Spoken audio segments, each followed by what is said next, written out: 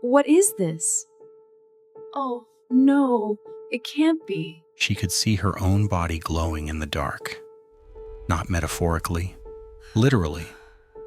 Her bones, her teeth, her dress, all of it shimmering with a ghostly green light, and she thought it was beautiful. You don't have to lick the brush every time, you know? It helps me get the fine point. Besides, it tastes sweet. The girls who worked at the radium factories became living lanterns. They painted their nails with it, brushed it on their teeth for fun. They were called the Ghost Girls, and they had no idea they were already dead. This is the story of the Radium Girls. Women who were poisoned by their own employers, gaslit by doctors, and told their rotting jaws were caused by bad hygiene. And it all started with a lie so big, so cold, that it would take dying women to expose it. It's 1917. World War I is raging, and America needs glow-in-the-dark watch dials for soldiers in the trenches. Enter radium, the miracle element. Scientists call it a wonder drug. It's in toothpaste, in energy drinks, in beauty creams. Radium glows without heat, without electricity. It's magic, and it's worth more than gold. Hundreds of young women, mostly teenagers, flood into factories in New Jersey, Illinois, Connecticut. Good money for the easy work, paint tiny numbers on watch dials, that's it. But there's a technique they have to learn. It's called lip dip paint. You put the brush in your mouth to get a fine point, then dip it in the radium paint, then paint the dial, lip, dip, paint, over and over, hundreds of times a day. Look at mine. Yours are so bright. Let me paint them. Mine too. We're so beautiful. The supervisors told them it was harmless. You could eat it if you wanted, one manager said. Some girls did. They painted their lips with it, their nails, their eyebrows.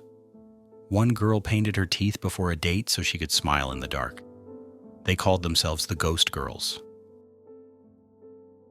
Meanwhile, the scientists and executives at US Radium, they wore lead aprons, used lead screens, handled the radium with tongs. They knew. But the girls, they were told nothing. Amelia Meggia was one of the first to get sick. She was 24, started with a toothache. Then her jaw started to swell. Her dentist pulled the tooth, then another, then another. But the teeth weren't the problem. Her jawbone was rotting from the inside out. It crumbled like wet chalk in the dentist's hands. So they switched the diagnosis, syphilis. They told her she had syphilis, a sexually transmitted disease. In the 1920s, that destroyed your reputation, your family's reputation. You became untouchable. She died in 1922, weighing 60 pounds. The death certificate said, ulcerative stomatitis, mouth sores, not radium, mouth sores. And she wasn't alone. Girls started dropping, dozens of them, same symptoms, rotting bones, anemia, tumors. But US Radium hired their own doctors to examine the bodies. The diagnosis? Always something else. Syphilis, anemia, bad hygiene, never radium. Grace Fryer was 25 when her teeth started falling out.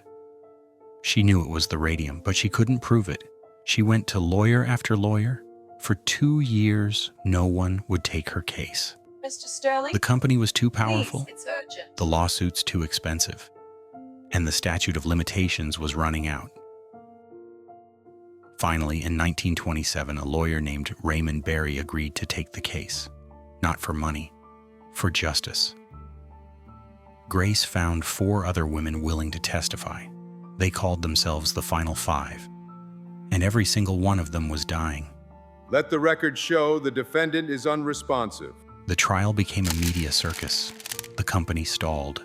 They requested delays, moved the venue, filed motions, anything to run out the clock. The prosecution Because the longer they waited, the more likely the women would die before they could testify.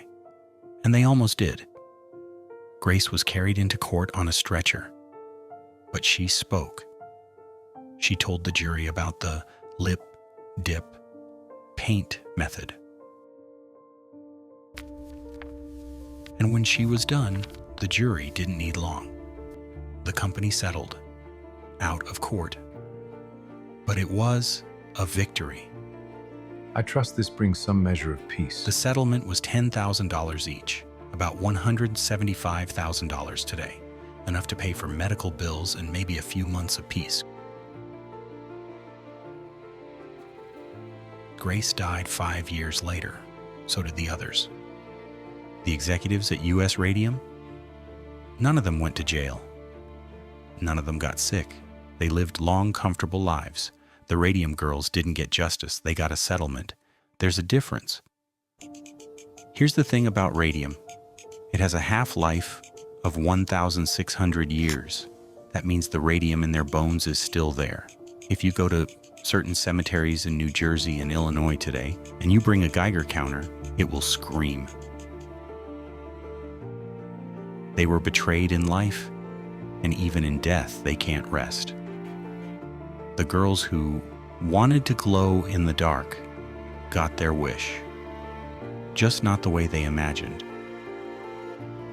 The Radium Girls didn't just fight for themselves, they fought for every worker who came after them, for the right to know what you're being exposed to, for the right to say no, for the idea that profit should never come before people. They lost their lives, but they won the war. And if you found this story as haunting as I did, hit that like button, subscribe, and I'll see you in the next one.